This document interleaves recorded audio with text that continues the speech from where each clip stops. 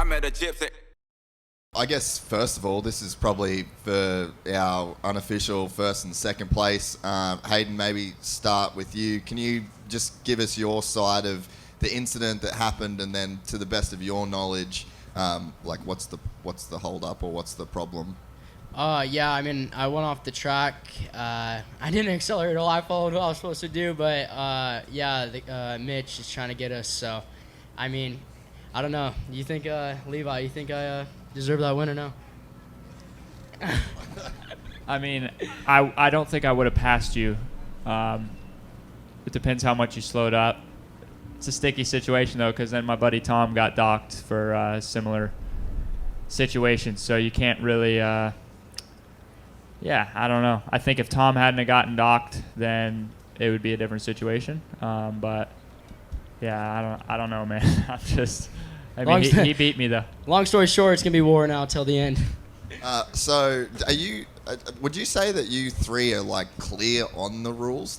When you go off the track, do you know exactly what you have to do not to get penalised, or is it kind of? It's a grey area for sure. Should it be a grey area? Probably not. No, so we don't have to wait 2 hours for the press conference. True. Yeah. Tom, your take on, I guess, I actually didn't see, I was out on track for that moto, so I didn't see where you went off. I saw Hayden's issue, but from your perspective and the ruling, maybe as a guy that's raced in MXGP before, is this handled differently in the World Championship? No, I would say I had already some issues, the same mess over there. I only missed 2 orders and I went back on the track. Of course, I didn't look back, but I actually saw the video from Haiden. I don't know, the rules I would say are not so clear. You never know, what to do, to be honest. And I feel if you don't win a position, if you don't pass someone, I think that's not too bad. And they actually, just right before the first moto, they came to me and said, we put you out 1 position. And I didn't say anything. I didn't have to say anything, so we are waiting a lot now. But I think at the end, they're going to decide. We can't do anything. Haiden, you obviously grew up about 15 minutes down the road from this track, and I think you could kind of just see you had a bit of a level of intensity, maybe a level of trust in your tyres in terms of just how well you know this dirt. Do you think that played a factor in today, or do you think that, like the other guys, you spend so much testing on the East Coast that when you go to these East Coast races, you're going to be even that much better again? Yeah, honestly, I had the same thing as Levi after press day. I told the team, this is not good. This bike is very sketchy. And it was just the track. It was all rocks and dry. And then race day comes around and bike was good. So, overall, coming to next weekend, solid bike setup, and it's another West Coast track that I'm used to, just like this one. It shapes up quite a bit the same, dry and slick, so if we can carry the momentum over. Last year got my first moto win at the next round, so hopefully we can just carry that momentum over. And this one will be for all three of you guys. Obviously, you all three have raced the Outdoor Championship last year. Is there a particular direction that you could maybe give to the track crew in terms of the preparation? Sometimes you'll hear the tracks are all prepped too similar, or is there a preference that you guys would have that would make for great racing? I mean, in terms of today, I think the track shaped up great, but we didn't really see passing kind of anywhere. So if you had a wish list of what you think you would like to see in these tracks to make a really great outdoor championship, what would you guys want out of that? Personally, I think when they throw some outside bull turns, when you're going for passes, you just layer on the outsides, that helps quite a bit. When the outsides are all blowing out, it just falls into that main rut. And whenever they throw some outsides in there to switch up some lines and make some passes during the race, it's really useful.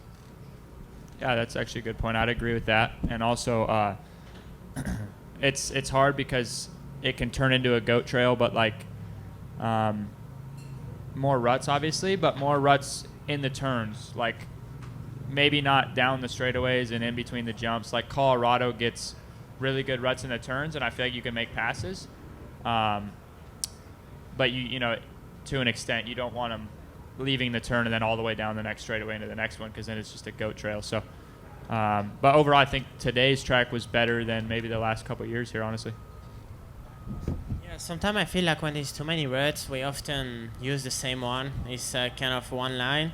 So I think today was really fast. I mean, if I compare to last year, I think the speed was a little bit faster, kind of everywhere.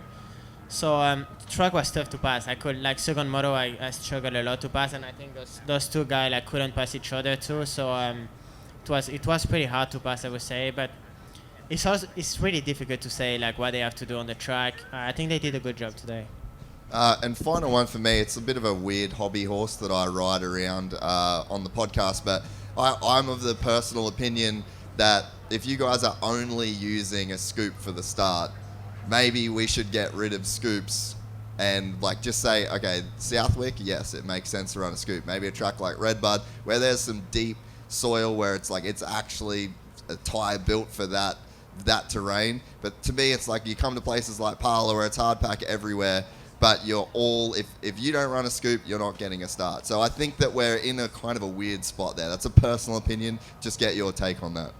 Yeah, I'm glad you brought that up because around the track, I hated the scoop tire today. I was like so over having it, but I can't let these guys get a start on me at all. Like it's a lot of the race. So yeah, and I think we all pretty much ran it. Yeah, I mean, we've literally had to learn to adapt to a paddle tire or sand tire, a scoop tire, whatever you call it. But we've had to adapt that on the track, and we use that every day at the farm just because, I mean, these starts are tilled so deep. Like, if you don't run it, you're not going to get the whole shot. So, I mean, I guess if there was some rule where they made it where everyone had to run it or no scoop tire, it would be a lot different because everyone would be on the same start and same tire. But since you can do both, it's always better to run the scoop on the start. I think now, I mean, everyone is pretty fast, so obviously if one of those two guys start in front and you start maybe 10, you're not going to win the moto, obviously. So the start is really important, and I think today in 250 everyone had the scoop tire, so it make it even, I would say, everyone have the same. But in Europe we use a lot, like even sometimes when it's outback, only for the start because they rip the start so deep. So sometime in Italy, like the track is super outback and we use the scoop tire, I would say. So for me, like a lot of time the team has told me, hey, we should run the normal tire, but I'm like, no, for the start is important, so we need to use the scoop tire. So you guys wouldn't be bummed at all if there was like a rule made where it's like, all right, this track you can run this tire, or this track you can run a scoop, this track you can't run a scoop? I mean, personally, it's not a bad idea. Like, I mean, it's going to be safer for the riders on this track when you're going freaking third gear wide open down these hills and you got a scoop tire on rock hard bumps. It's obviously not the safest, but again, we're a professional level and we have to adapt to things like that. Well, I think that all they need to do is just quit ripping the start rip the start at Redbud because the rest of the track's deep. Just figure out what tracks are deep. Washougal, you're not going to rip the start, obviously. Nobody runs a scoop at Washougal.